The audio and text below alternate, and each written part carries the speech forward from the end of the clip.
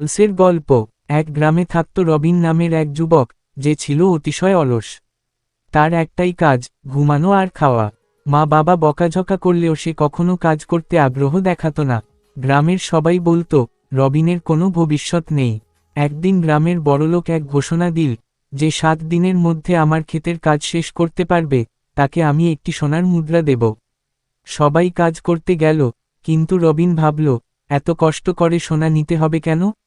নিশ্চয়ই কোনো সহজ উপায় আছে।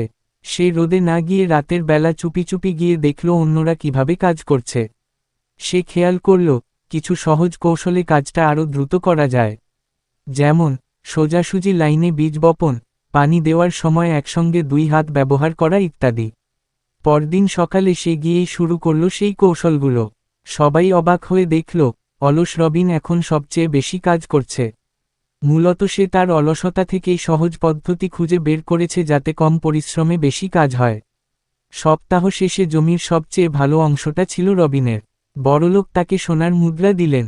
সবাই জানতে চাইল, তুমি এটা কিভাবে করলে? রবিন হাসল, অলসরা সব সময় বুদ্ধি দিয়ে কাজ করে, পরিশ্রম নয়। এরপর থেকে সে অলস নয়, বরং বুদ্ধিমান বলেই পরিচিত হয়ে উঠল। মূল বার্তা, অলসতা খারাপ, কিন্তু যদি সঠিকভাবে চিন্তা করা যায়, তবে কম পরিশ্রমে বুদ্ধিমত্তা দিয়ে বড় কাজও করা যায়।